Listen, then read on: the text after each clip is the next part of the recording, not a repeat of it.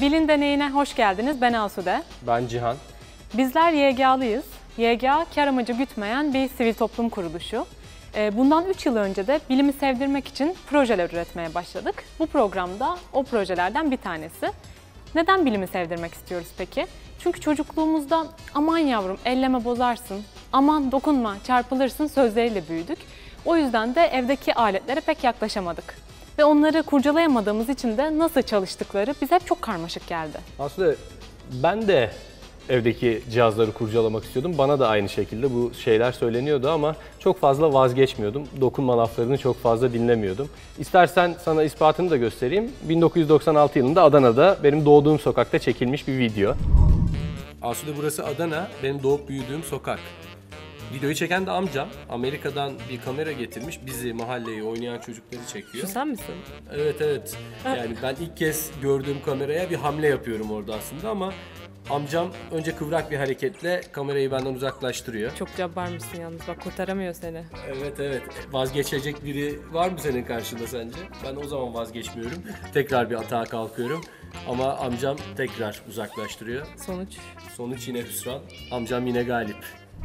İşte bu videoda gördüğün merak benim hayatım boyunca devam etti. Biliyorsun ODTÜ Makine Mühendisliği, Purdue Üniversitesi Yakıt Pilleri, ODTÜ'nde güneş enerjisi üzerine yüksek lisans, sonrasında Roketsan'da mekanik tasarım mühendisliği ve şu anda da güneş enerjisi alanında çalışmalarıma devam ediyorum.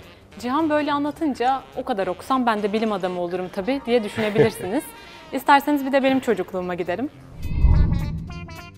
Cihan bak, bu da benim kamerayla ilk tanışmam. Görüyor musun? Aslında çok tatlıymışsın. Bak, dans ediyorum.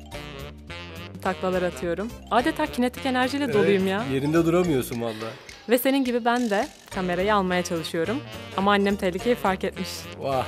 O zaman engelleyebileceklerini düşünmüşler ama bugün durum bu. Gördüğünüz gibi Cihan bilime ne kadar yakınsa ben de o kadar uzak bir insanım. Ben de ODTÜ'de okudum, bir teknik üniversite ama mühendisliğe en uzak olan bölümü olan işletmede. Daha sonra öyle bir akademik geçmişim de Cihan kadar güçlü değil. Stanford'da bir eğitim aldım ama o da sosyal girişimcilik üzerine. Yani anlayacağınız bilimle uzaktan yakından alakam yoktu. Ta ki 3 yıl önce YGA ile hayatıma girene kadar. Yani bugünlerde hep böyle teknolojiyle ilgili şeylere maruz kalıyoruz aslında.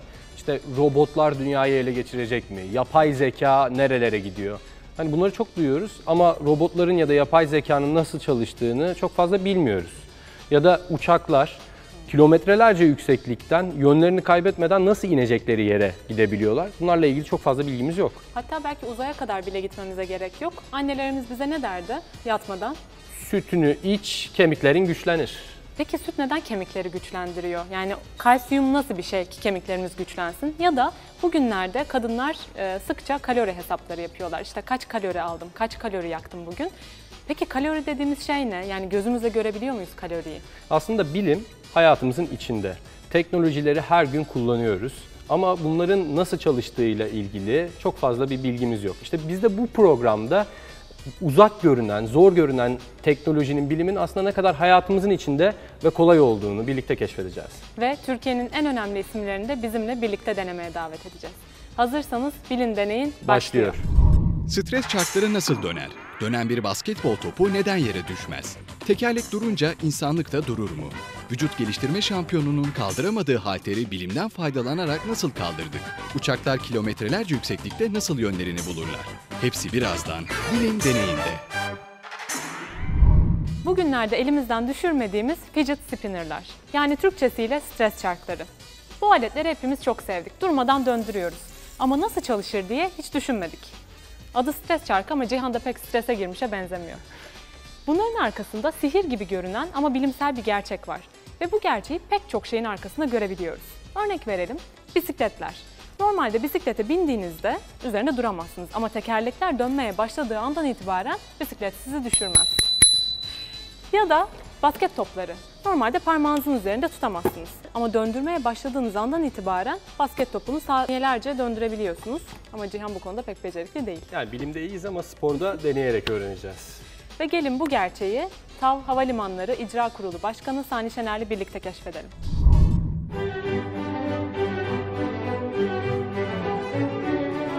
Mustafa Sani Şener 1977 yılında Karadeniz Teknik Üniversitesi Makine Mühendisliği bölümünden mezun oldu. Hemen ardından İngiltere'de Sussex Üniversitesi'nde akışkanlar mekaniği üzerine yüksek lisans yaptı. American New Hampshire Üniversitesi tarafından onur doktorasına layık görüldü. MIT'de kompleks sistemler üzerine eğitim aldı. Türkiye ve Fransa arasındaki ikili ilişkilere yaptığı katkılardan dolayı Legion d'Honneur Şövalye nişanına layık görüldü. Pek çok kez yılın CEO'su seçildi. Sani Şener hayatını bilime ve öğrenmeye adamış örnek bir iş insanıdır.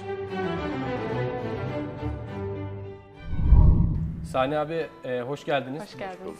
Bugün sizinle jiroskopları konuşacağız aslında ama jiroskopları konuşmaya geçmeden hemen önce sizin için çok eğlenceli bir deney hazırladık. Ama bu deney biraz yarışma şeklinde olacak. Yarışma olunca da dişinize uygun bir rakip aslında ağırlayalım istedik. Şimdi Türkiye Vücut Geliştirme Federasyonu'ndan milli sporcumuz Burak Özkul'u davet ediyoruz abi. Tam dişime göre. Hoş geldin Burak. Hoş geldin. Hoş geldin Burak. Vücut geliştirmede Türkiye şampiyonluğun var değil mi? 2016 ve 2017 sezonunda üst üste Türkiye şampiyonu oldum ve bu sene ayrıca şampiyonlar şampiyonu oldum, yani tüm sikletler arasında. Bir de dünya derecem var. Dominik Cumhuriyeti'nde 2016'da dünya yedincisi oldum. İnanılmaz bir yarışma olacak, öyle hissediyorum. Ben size hemen kısaca bilgi vereyim yarışmayla ilgili. Şimdi bu önümde gördüğünüz disk 15 kilogram ağırlığında ve bu 15 kilogram aslında, yani hani gözünüzde canlanmayabilir ama evde bir damacanayı düşünün. Bir damacananın 4'te 3'ü kadar, yani dolu halinde aynı ağırlığa sahip. Ve 15 kilogramlık diskin ucunda da 90 santimetrelik bir şaftımız var. Şimdi sizden bu 90 santimetrelik şaftın ucundan tutarak yatay bir şekilde kaldırmanızı isteyeceğim. Sani abi, Burak, ikinizin de 10 saniyesi var. Hazırsanız başlayalım. Burak başlasın. Tamamdır. Evet, yarışma başlıyor. Vücut geliştirme şampiyonu Burak, iş adamı Sani Şener'e karşı. En uzun süre tek eliyle ağırlığı yatay tutabilen kazanacak. Bakalım Burak ağırlığı kaldırabilecek mi?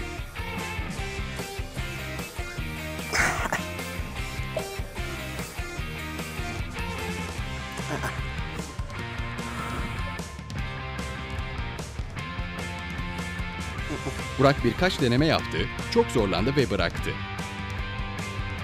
Sıra Sani Şener'de. Ağırlığı kaldırabilecek mi? Birlikte izleyelim. Sani Şener farklı bir yol deniyor, ağırlığı matkap yardımıyla döndürüyor. Bakalım nasıl bir etkisi olacak?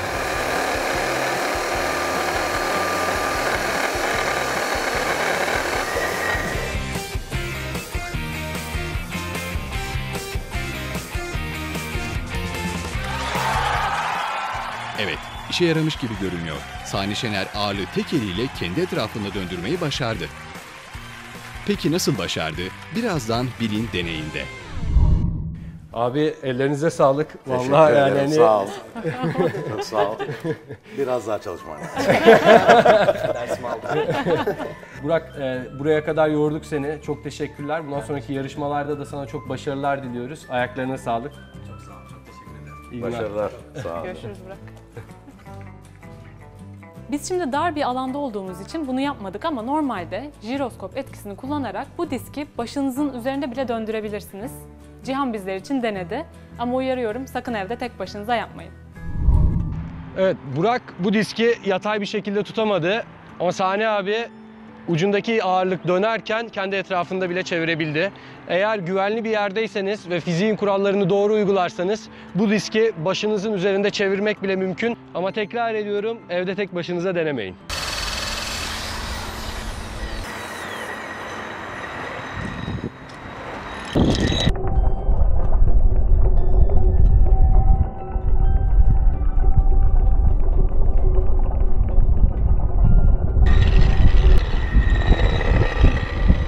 Buradaki ağırlıktan dolayı disk benim tuttuğum yer etrafında dönmek istiyor. Ve buraya doğru dönerken fizikte bir sağ el kuralı diye bir şey vardır. Aslında onu uyguluyor ve tam baş parmağımın yönünde bir tork oluşturuyor. Buradaki kütleyi kendi etrafında döndürmeye başladığımızda ise yine sağ el kuralından bu tarafa doğru dönerken bu sefer yine baş parmağımın yönünde iç tarafa doğru bir kuvvet oluşturuyor. Dolayısıyla bu ikisinin bileşkesinden faydalanarak ve Sani abi ilk başta verdiği bir yörünge vardı diske. O üç kuvvetin bileşkesinden dolayı Sani abi aslında sadece o yörüngeyi takip etti. Çünkü disk zaten o yönde ilerliyordu ve ağırlık hiç değişmese bile bu diski havada tutmak çok kolaylaştı. Bizim Türkiye şampiyonumuz, şampiyonlar şampiyonumuz Burak'ı yendiniz. Estağfurullah. Yani- Burak'ı yenmedik de bilimsel bir trik yaptık diye. Jiroskopla başladık bugüne. Jiroskopla devam edelim. Hani o merak eden insanların o keşfettiği jiroskopun hikayesini, tarihçesini ve nerelerde kullanıldığını gelin birlikte inceleyelim. Önce gemilerde, sonra uçaklarda, ardından roketlerde ve hatta uzay istasyonlarında kullanıldı. Jiroskop aslında ilk kez Paris'te dünyanın kendi etrafındaki dönüşünü gözlemlemek için bir deney düzeni olarak kurulmuştu. Kütle merkezi sabit olan ve her yöne dönebilen bir tekerlekti. Onu bulan kişi ve aynı zamanda isim babası Fransız bilim insanı Léon Foucault'du. Yıl 1852 idi. Jiroskop zamanla pusulalarda da kullanılacaktı. Jiroskop teknolojisi sadece yön bulmak için değil, yer çekiminin zaman üzerindeki etkisini azaltmak için saatlerde de kullanıldı. Aslında jiroskop eski Çin, Yunan ve Roma uygarlıklarında da çeşitli aletlerde kullanılmıştı. Bugün pek çok kişinin elinden düşmeyen stres çarkları, fidget spinner'larda da jiroskop teknolojisi kullanılıyor. Sani abi ben bir de şeyi merak ediyorum. Şimdi bilim nedir deyince de böyle insanların hep aklı karışıyor. Böyle karışık bir şeymiş gibi geliyor. Siz onu da çok basit bir şekilde anlatıyordunuz bize. Bir onu da paylaşabilir misiniz? Ben onu şöyle anlatıyorum. Yani 14 milyar yıl önce büyük bir patlama olmuş biliyorsunuz. Bu Hubble teleskopları bunu tespit etmişler, fotoğrafını çekmişler. O patlamayla birlikte zaman, uzay, madde ve enerji ortaya çıkıyor. Bunlarla ilgilenen bilime biz ne diyoruz? Fizik diyoruz.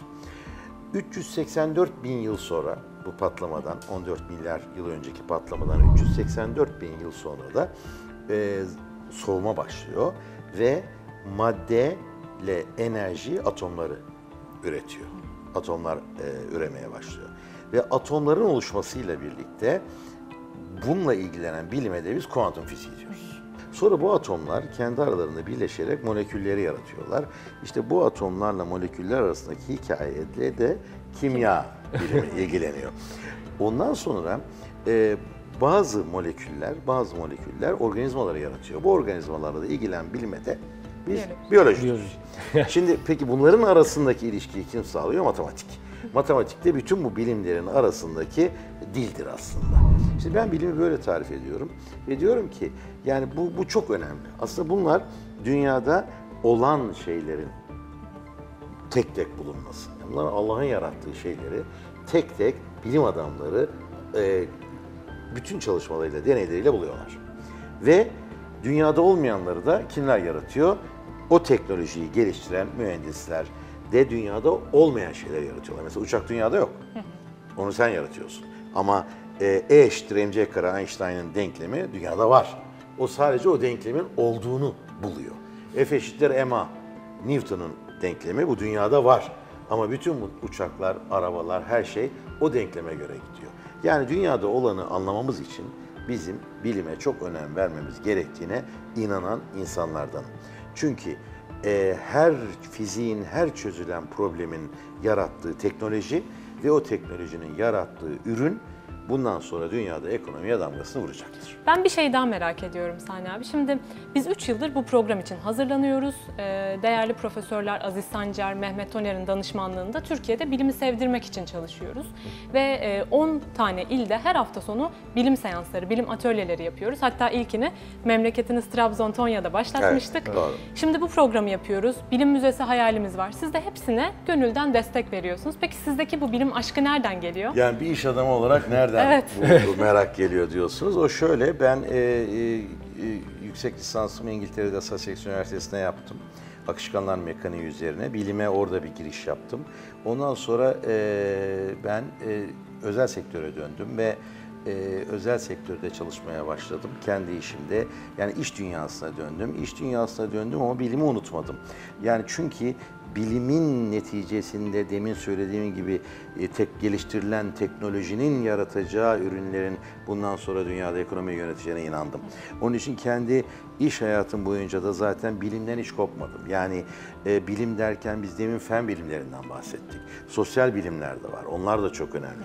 Ve sosyal bilimlerle fen bilimlerinin arasında mutlaka ve mutlaka ilişki olduğuna inanıyorum. Abi az önce Asude bahsetti. Bu bilim çalışmalarına Tonya'da sizin memleketinizden tamam. başlamıştık. Aslında oradan size de sürpriz olacak bir sürpriz konuğumuz var. Hayrettin. Hayrettin. Ne haber Hüsam? Nasılsın? Hoş geldin. Ta Tonya'dan buraya geldin.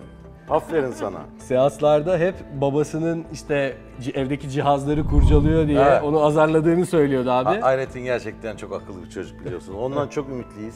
Tonya'yı çok iyi temsil edecek ileride inşallah bilim dünyasında. Evet, şimdi Hayrettin'le biz birazdan deney masasına geçiyoruz. Onunla birlikte kendi jiroskopumuzu nasıl yapmayı öğreneceğiz. Bravo, çok iyi. Size de abi geldiğiniz için çok teşekkür ederiz. Bizim için çok kıymetli bir sohbet Ben oldu. teşekkür ediyorum. Sağ olun Hayrettin'cim. Gel. Hadi sana iyi yolculuklar giderken başarılar diliyorum. Görüşürüz. Sağ olun. Çok teşekkürler. Evet, birazdan evinizdeki eşyalarla kendi jiroskopumuzu yapmak üzere Hayrettin'le birlikte bir deneye başlıyoruz. Merhaba, ben Hayrettin Polat. Büyüyünce uçan arabalar gibi farklı şeyler icat etmek istiyorum. İnsanlara yardım etmek istiyorum. Hayrettin, bugün şimdi programda jiroskopu anlattık aslında. Bu jiroskop etkisinin nerelerde kullanılabileceğini de gördük. Aslında çok güzel oyuncaklar da var. Etrafta gördüğümüz. Bir tanesi masada duruyor. Şunun ne olduğunu biliyor musun? Tam olarak. Ne işe yarıyor peki bu? Her çeşit durabiliyor. Her çeşit durabiliyor. Yani mesela ben buraya koysam durur mu? Durur Durmadı. ama dönünce durur. Ha, dönünce durur. Okey, tamamdır. Şurada bir ip dolamıştık bunun için. Tamam mı? Şimdi bunu o zaman hızlıca çevireceğiz. Sonrasında da düz bir zeminde durmasını izleyeceğiz, öyle mi? Sen bunu çevirir misin benim için? Hızlıca çekmeni istiyorum. Ha, ipin üzerine koymamı istiyorsun. İpte durabilir mi? Bilmem, deneyelim. Biraz gergin tutarsan durur sanki. Wow! Durdu. Wow! Hayrettin? Peki bunu nereden satın alabiliriz? Yani pahalı olur satın almamız. Biz de kendimiz yapalım. Ha, jiroskopun kendisini yapmak istiyorsun. Yani Bizim için nasıl bir deney hazırladın bugün?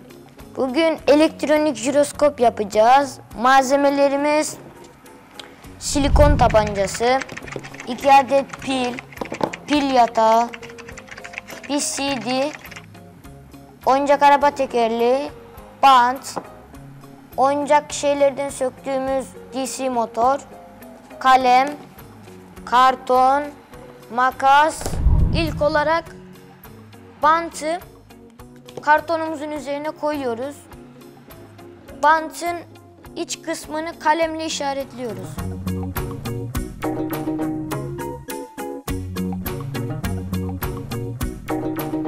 Kestiğimiz kartonu bantın içine yerleştiriyoruz. Yaptığımız kartonu yapıştırıyoruz. Oyuncak araba tekerleğini yapıştırdığımız karton dairenin tam ortasına silikonluyoruz. Motorumuzun ucunu CD'nin deliğine oturtarak silikonlayacağız. Tam ortasına gelecek biçimde. Tekerleği içine yerleştirdiğimiz şekli ucuna silikon damlatıyoruz. Evet. Motorun ucunu silikona tutturuyoruz. Burada ama herhalde tam değmemesi önemli değil mi? Bu Arada boşluk biraz... kalması çok önemli. Yoksa bant dönmez. Şu an güzel oldu. Evet, Şimdi elektronik kısma geçebiliriz. çok güzel. Pil yatağını silikonlayalım. Olur. Dikkat edelim, pil yatağının ucu CD'nin dışına çıkmasın. Şimdi pilleri koyalım. Siyah kabloyu takınca makinemiz hazır oldu. Siyah kabloyu takınca dönecek. Heyecanla izliyoruz. Motorun dönüş hızı başta hızlanır ve sonradan dikey yapabilirsiniz. Sonra CD'nin uç kısmına bunu bırakıyoruz ve izliyoruz. CD'nin üzerinde bu kadar ağırlıklı şey durabiliyor. Ve buna vurunca da düşmüyor. Az önce biz buna vurduk ve düştü. Sen şimdi bundan daha güzelini mi yaptın? Yani onun elektrikli versiyonu. Ve sürekli bu böyle durmaya devam edecek. Piller bitene kadar.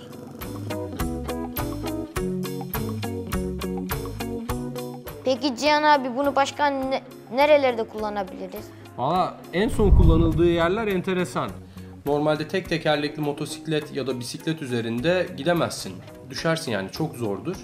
Ama jiroskop teknolojisi kullanılarak duruyor olsa da düşmeyen tek tekerlekli motosiklet yapılabiliyor. Burada gördüğün tekerleğin içinde yer alan jiroskop görünmüyor ama aynı bizim yaptığımız CD deneyinde olduğu gibi tekerlekler durduğunda bile dönmeye devam ediyor. Bu sayede düşmeden her durumda sabit durabiliyor. Hayrettin, çok eğlenceli bir deney olmadı mı ya? Benim için de çok eğlenceli bir deney oldu. Çok teşekkürler. Trabzon'a döndükten sonra göndereceğin deneyleri de dört gözle bekliyoruz. Hepsini kanalımızda yayınlayacağız Hayrettin. Bilin deneyin devam ediyor. Devam ediyor. Jiroskopun yön bulmak için kullanıldığını söylemiştik. Gelin uçaklarda nasıl çalışıyormuş yerinde ve uzmanından öğrenelim.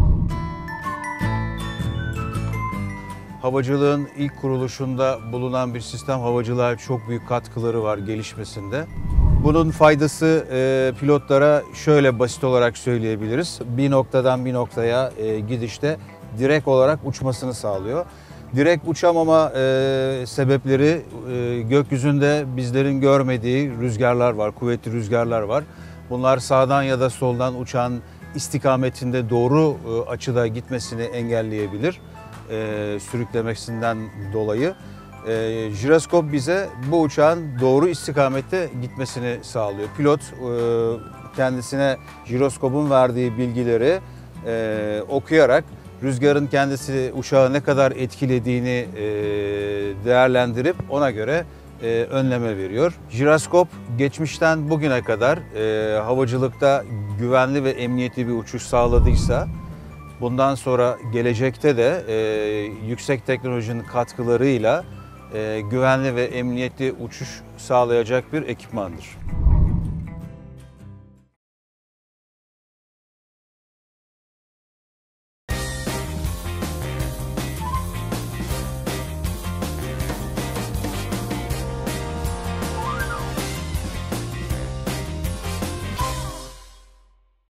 Bugüne kadar hep kullanma kılavuzlarından aletlerin nasıl kullanıldığına baktık.